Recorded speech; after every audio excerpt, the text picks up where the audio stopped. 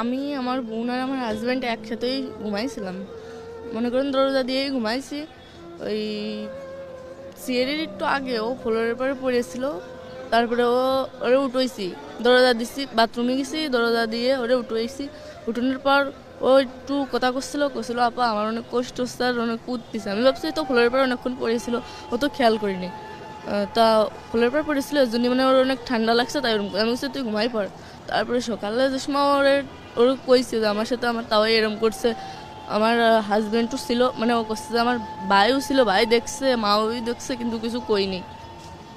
তা আমি করছি, তারপরে আমি করছি আমার হাজব্যান্ডের ডাক দিয়ে কইছি যে হচ্ছে আমি কি মাগের কাছে সব কবো, এর আগেও আব্বু এরম করছে আমার সাথে। করছে কি আমারে ধরে অনেক মারছে, আর মারে ওই ঘরের ভিতরে আটকাই থুইছিল।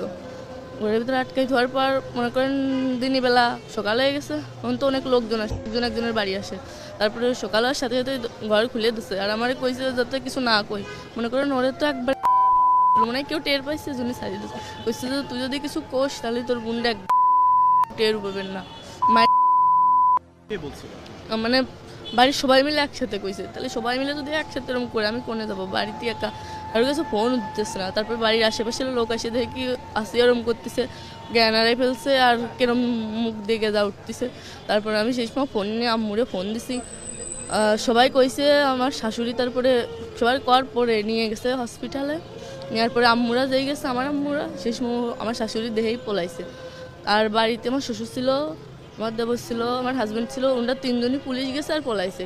মানে বেশি যে সময় লোক হয়ে গেছে সেই সময় পলাইছে। আর আমার সাথেও এরকম এর আগে একবার হয়েছে। তা আমি বাড়িতে জানাইছি, আম্মুরা মনে করেন বিশ্বাস করেছে আমার আম্মুরা, কিন্তু মান সম্মানের বইতে আমার আবার বুঝোই পড়ে দিয়ে পাঠাইছে। আর ফোনে কইছি, অনেকেও বিশ্বাস করিনি। আমার হাজব্যান্ডে কলেই আমি যদি কই যে আব্বু আমার সাথে এরকম করে, তাহলে আমার ধরে খালি মারে, কয় কি তোরে মারবানে। মানে আমার বোন যদি সেদিন আমার সাথে না থাকতো, মনে করেন সেদিন আমার সাথে ওরকম কিছু হতো। এর আগে কিরকম করছে আপনার সাথে একটু? মনে করেন আমি বাথরুমে আইছি, আব্বু আমার মানে আমার শ্বশুর আমাদের পিছন থেকে জড়াই ধরছে।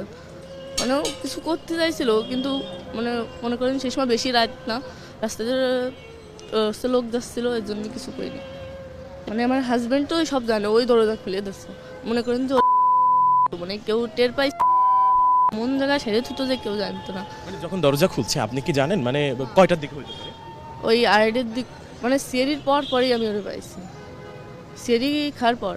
হ্যাঁ জি, আমরা রাতে খাওয়ার পর তিনজন একসাথে দরজা দিয়ে ঘুমাই পড়ছিলাম।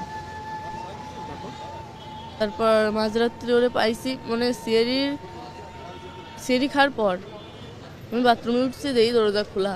তারপরে ও করছিল যে আপা আমার অনেক কষ্ট হচ্ছে। আমি ভাবছি ফ্লোরের পর পড়ে রয়েছে, এর জন্য ওর ওরম লাগতেছে। বলছি তুই ঘুমাই পড়। সকালেও করছে আমার সাথে, তাও এরম করছে। ভাই দরজা খুলে দিচ্ছে, কিন্তু ভাই ওসে কিছু কই নেই, মানে কথা কথি পারতেছে না, অনেক কষ্ট হচ্ছে। আমি বুঝতেছি, আমি যে মা আগের কাছে ফোন দেবো, ফোন টোন কেউ কিছু দিতে দিই নেই। আর করছে যে তুই যদি কারোর কাছে কোষ কিংবা তোর বাপ মার কাছে ফোন দিস, তাহলে করলাম তোর বোনরা যেটুকু আছে, কেউ কি চায় তার বোনরে হারাতি? হাজার কষ্টের ভিতরেও কেউ চায় না যে তার নিজের বোনরে হারাতি। সে তোমার নিজের বোন, তাহলে ওর সাথে বেশি কষ্ট মনে করেন যে আমার বাড়িতে আমি জানিও কিছু করতে পারিনি।